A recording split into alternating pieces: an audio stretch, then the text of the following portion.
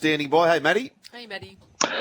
Hey, Joel. How you going, Michelle? Everyone well? Hanging in there. We're just looking across to our left here. We're in the commentary box here at Accor, Matty, and the South Sydney coaches box will be filled in the next couple of hours. Benny Hornby's first assignment. How does it all play out tonight? Oh, well, I tell you what, Penrith have given at least a bit of a puncher's chance with Nathan Cleary being out. But boy, oh boy, they've got a lot of stuff to turn around, haven't they? And particularly coming up against a side like Penrith, who are just, methodical week in, week out. A very tough team to compete against.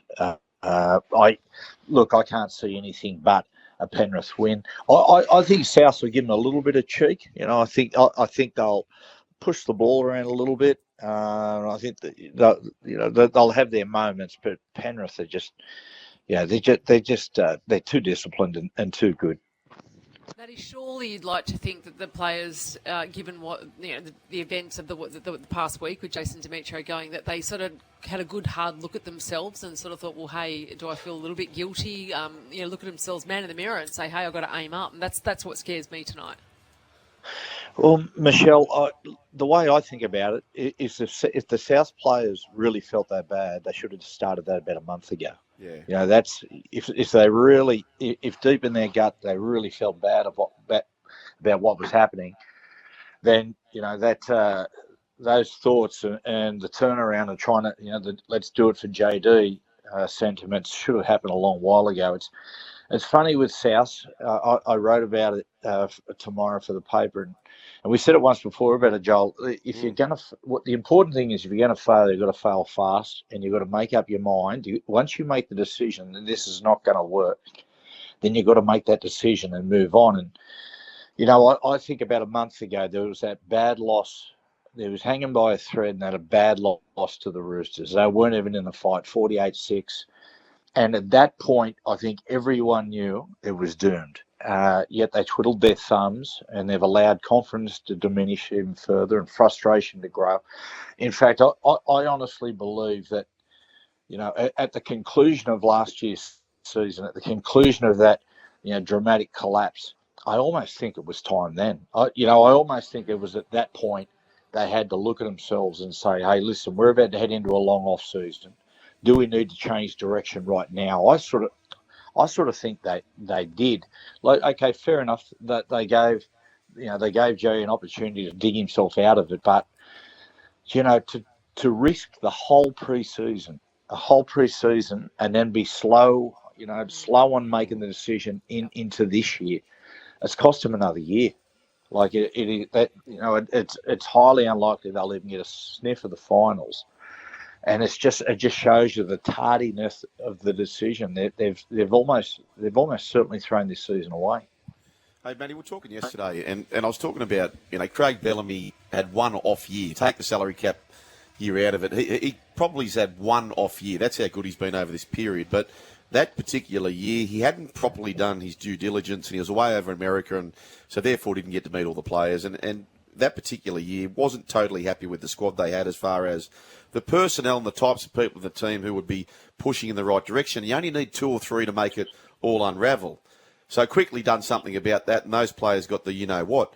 I kind of feel like, they made the call on the coach, but he clearly wasn't the most influential person at the club. Sam Burgess obviously has a few clues who they are. People in the group would know who they are. I personally, if I'm Blake Solly and co., I'd be sending whoever the players are, 2 or 3, right out behind JD at the door. Because right now, Matty, your season probably is cast, but right now there's some players on your book with contracts to go on big dollars where you could actually get them off your books right now because at this stage of the season, people are in desperate need for them. You'd probably get dollar for dollar back. You hang on to it for too long, and it's the old baby with the bathwater. No, you're right. If you've got to have a big, strong think about where this playing group's going, and if you can get people off the books now who aren't swimming in your direction, pull the trigger. What do you think?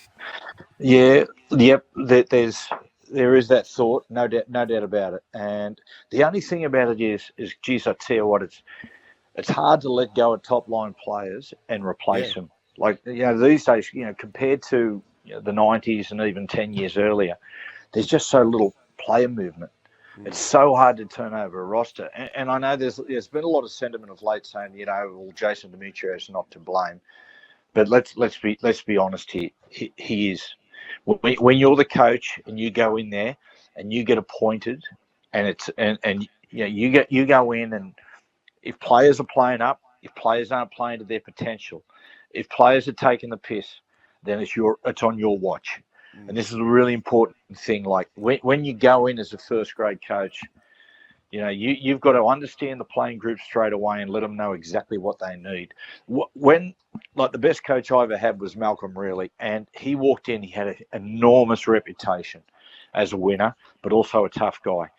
I never ever saw him talk tough to any of us. I'll tell you what he did. For the first month of pre-season, he turned up. He had a dark set of sunglasses that he wore, which were basically reminded that the prison warden in Coolham Luke, and he just put them on, and he stood there, and he observed us for a month. He watched how we trained. He watched how hard we how far we pushed ourselves, and it was terrifying. And it was straight away, he when he actually started talking to us and addressing us, he wrote everyone a handwritten letter and just said, what I've observed of you is I've got an understanding why you haven't played finals the previous couple of seasons. Your standards are slack. If they don't pick up in the next couple of weeks, I'm jumping on a plane going back to England. And even early in the season, when he must have just seen something in us that said, mate, these blokes have got the propensity to get carried away. I'm never going to let them feel comfortable.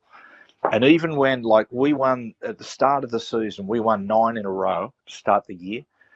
Never after one of those 9 wins did he ever walk into the sheds and slap someone on the back and said, boys, that was great. He walked in. He said, righto, we've got so-and-so next week. See you training on Monday. And, mate, we were going, what is going on with this bloke? Seriously. But I'll tell you what it kept doing. It kept us on our toes. Yeah. And you've just got to be, if you want to take the lead of Wayne Bennett, right, if you want to have a Wayne Bennett and you want to be able to put the arm around the players, I tell you what, you want to be able to be good at it. And you've got to be able to judge the players, and you've got to know occasionally when to be able to crack the whip. My understanding with Wayne was that he will give players allowances, but he'll pull the player aside and say, listen, I'm going to give you an allowance here. You can go away, you can clear your head. But I'll tell you what, when you come back here, you owe me and you owe your teammates. And they say, yeah, got it. I honestly think JD, one of the things he did was that he tried to take a leaf out of Wayne's book, and Wayne's nearly coached 1,000 games. He's coached everyone. He just knows all the personalities and how to do it. There's only one Wayne Bennett. It's such a fine line, and that's why the good coaches are the brilliant coaches, because, you can be your best friend, but you've got to, implement discipline and all that sort of stuff as well. Big change in pace.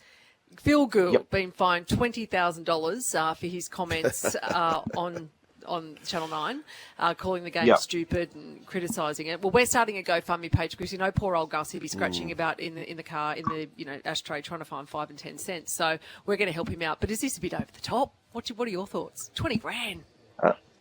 Yeah, I know. I do think it's a little bit over the top, but I think, Gus is standing in the game and everything. I know it's he's taking the piss a bit, Gus. And it was for theatre.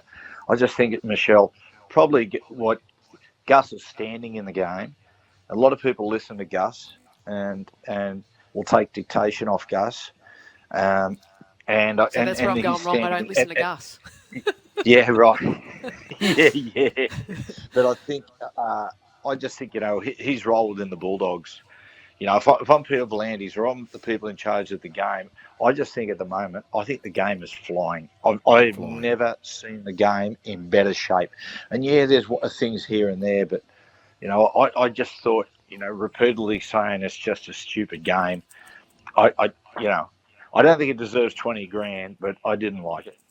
Hey, Matty, we'll let you go. Morning glory tomorrow. I just want to tell yourself and all the viewers on watching the game tonight, try and watch it early, because we've been very lucky, Michelle and I, to watch Troy Casadei, who loves his bunnies. He sings a very, very important song tonight, who obviously the South Sydney fans will know the song. You got to tune in. It's going to be an absolute cracker. Good on you, Matty. Good on you, Joel. Good on you, Michelle. Thanks, guys. Thanks, Matty.